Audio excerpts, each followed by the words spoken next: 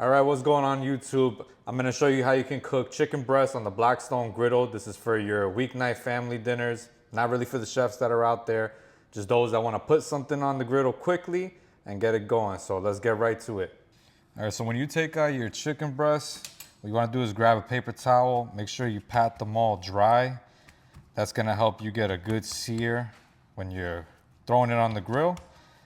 So I'm gonna just pat this dry. Throw a couple paper towels on it and get this thing all dried up. Trim off all the fat edges that you don't want. Anything that you're not gonna eat, just trim it off. I got a few there. I'm gonna do a few more now. All right, so one thing you're gonna wanna do is cut, after you're done patting it dry, cut the chicken breast in half. So that way when you throw it on the grill, it cooks faster and it cooks evenly. You don't want to throw a fat piece like this on the grill because it'll take forever to cook and it won't cook evenly. That's the other thing. When you have it thinner, it's going to cook a lot more easily. And then usually what I do is I'll take another paper towel and just pat both sides dry. I'll spare you the details on the camera, but yeah, just pat both sides dry and then we're going to get into seasoning. So for seasonings, you can keep it simple. Typically what I do is use salt, pepper, and garlic, and then you can throw in another seasoning for flavor. This is a Memphis barbecue rub. Sorry for the name, but it is what it is.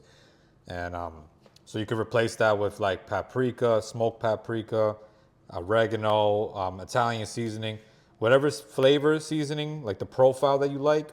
This right here is your good base, and then add your flavor profile to it. And then you'll need some sort of oil to cook it on. I prefer avocado oil because it has a higher smoke point and a neutral flavor. So that's what I'm going with.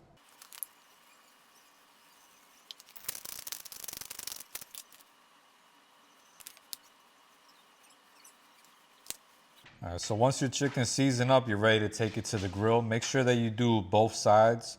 So what I did was I covered it with salt, pepper, and garlic first. And then I added my last flavor seasoning to it. So whatever flavor you choose, you can throw that on. Honestly, salt, pepper, garlic alone is good enough for most case scenarios. Now we meet the griddle. So get your propane on. And what I like to do is start my griddle up by preheating it on low first. So what I typically do is I let my griddle heat up for about 10 minutes and slowly kicking up a little bit higher. It really helps to have one of these infrared thermometer tools because then you just point the name and it'll tell you the temperature that you're at. Typically, once you start to see that smoke coming up, you know that you're about good. But I like to be at around 400 before I lay down any chicken on the griddle. All right, so now that my griddle's up to temp, what I'm gonna do is grab my oil and I'm gonna start to put it down. All right, grab a spatula and start to spread it out. It's gonna give us a surface for when we throw that chicken on.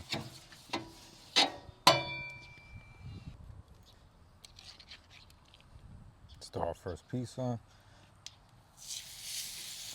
That's the sound I want to hear when I lay down the first chicken. Let's grab another here.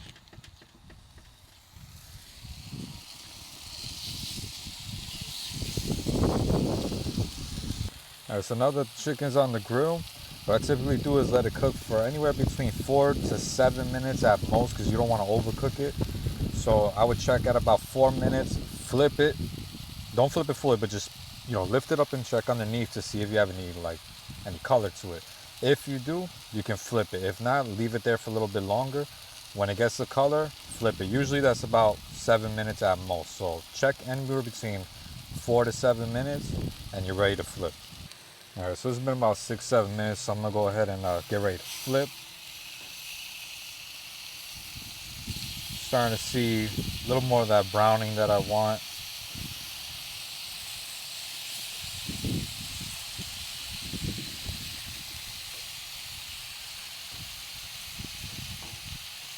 All right, and then another thing is too, especially in my type of grill that is small and there's not a lot of space in between, you might have to kick up your heat Ended up getting an Amber Alert right in the middle of me explaining. But what's gonna end up happening is as you flip it, you're gonna notice that your griddle is starting to get a little cooler, especially something like mine that's a little bit smaller. I'm on a 22-inch griddle. But when you flip it, kick up the heat. Right now I started on low, but now I have it more on the medium high to maintain some of that heat here. That way that you get a even color on both sides. So just be mindful of that. All right, so now that it's cooked, ready to take it off the griddle. Total had about maybe 6 minutes per side, 5 6 minutes per side, and we're good to go. If you're ever insecure about the internal temp, you can use one of those little thermometers. All right, so now that the chicken has been cooked, you're gonna let it rest about 5 to 7 minutes. Don't cut into it right away because it's gonna absorb the juices back again. If you cut into it too soon, you're gonna lose that. So let it rest for about 5 to 7 minutes at most. All right, guys, so that's really all there is to it. If you just let it rest 5 to 10, not even 10 minutes, sorry, 5 to 7 minutes at most, then you're gonna have yourself a pretty good chicken breast. And pair it with whatever you like. Tonight I'm pairing it with smashed potatoes with herbs on it and cucumber red onion salad. Trying to be a little more health conscious. Don't typically do this often, but trying to make better decisions. But yeah, this is all that is to it. All right, so again, if you got any value from this video, if this is something that helped you out, make sure you like and subscribe. Put out a little bit more of these tips as we go along. Enjoy your week.